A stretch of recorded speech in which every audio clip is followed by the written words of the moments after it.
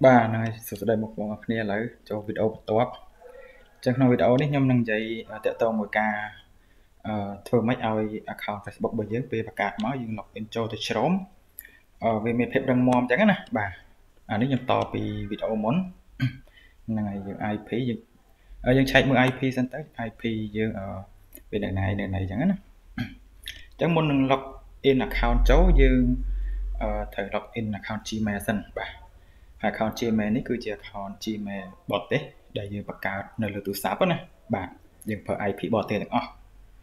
ទាំង account Gmail ទាំង account Facebook ចឹងនៅពេលដែលយើងបង្កើតនៅលើទូរស័ព្ទដែរយើងយកមក log in នៅក្នុង Chrome បាទចឹងទី1យើងត្រូវ log in Gmail សិនហើយពេលដែល log in ហើយយើងដាក់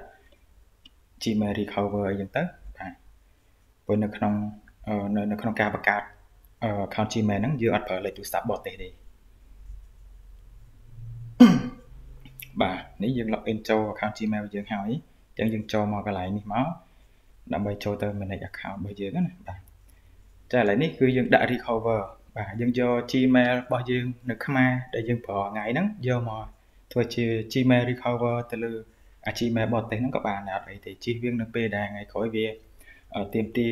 នេះទៀមទានោះអីចឹងណាបាទអញ្ចឹងយើងអាចដាក់ recover ទៅហើយបងប្អូនវាស្រាប់ហើយគឺអត់មានលេខទូរស័ព្ទទេបាទអានេះខ្ញុំសូមធ្វើលឿនហ្នឹងហើយ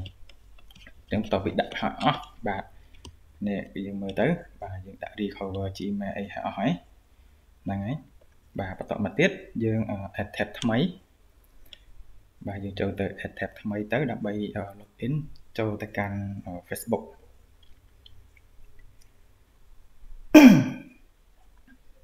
នេះស្អកក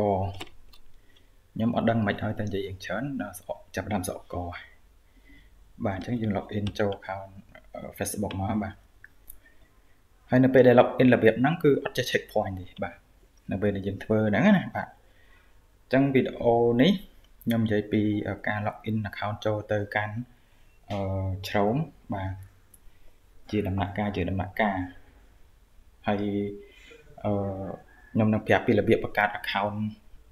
Gmail ក៏ដូចជាបង្កើត account Facebook នៅលើទូរស័ព្ទដៃដើម្បីវាមានភាពរឹងមាំនៅពេលដែលយើងយកមក login នៅលើ Chrome មកវាអត់ងាយ check point អញ្ចឹងណាបាទហ្នឹងហើយចឹងនេះយើង login ទៅតាម user ទៅ user ID ណា user ID ជាមួយនឹង password ឯធម្មតាមកបាទ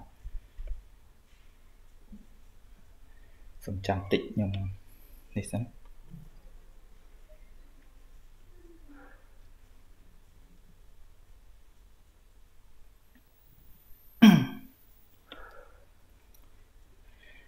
copy user ID ជាមួយនឹង password ខ្ញុំដាក់សិនបាទហើយខ្ញុំធ្វើតែរបៀបហ្នឹងទេខ្ញុំហើយដោយសារខ្ញុំប្រើហ្នឹងលក្ខណៈមិនមែនធ្វើ account រាប់រយទេយើងប្រើតែ account ពី3អញ្ចឹងណាបាទខ្ញុំធ្វើតែរបៀបហ្នឹងទេបាទអញ្ចឹងយើង login ចូលមកបាទហ្នឹងចូលហើយបាទអានេះបើសិនជាអាចបងប្អូនមិនដាក់អូតូគេថាអូតូ full password អញ្ចឹងណាបាទមិនដាក់អាហ្នឹងក៏បានដែរដោយសារនេះខ្ញុំ log ហើយបាត់ហើយបាទចានេះគឺជា account Facebook ដែលខ្ញុំតែបង្កើតទេបាទខ្ញុំតែបង្កើតជាមួយខ្ញុំចូលទៅឲ្យមើលអញ្ចឹងនៅពេលដែលបង្កើតយើងដាក់អីព័ត៌មាននេះក្នុងនឹងឲ្យស្រេចទៅតាម VPN ដែលយើងបាន set ណាបាទយើងបង្កើត account ណាយើងដាក់ VPN account VPN ហ្នឹងទៅបាទនេះ account ខ្ញុំតែបង្កើតជាមួយខ្ញុំហ្នឹងនេះ1ម៉ោងមុនបាទថ្ងៃហ្នឹង1ម៉ោងមុនបាទហើយខ្ញុំយកមក login នៅក្នុង Chrome អត់មានបញ្ហាទេហើយសម្រាប់រូបភាពវិញ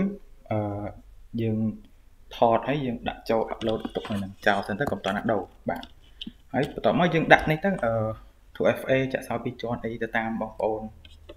ធ្វើទៅណាបាទតែប៉ុណ្្នឹងឯងបាទ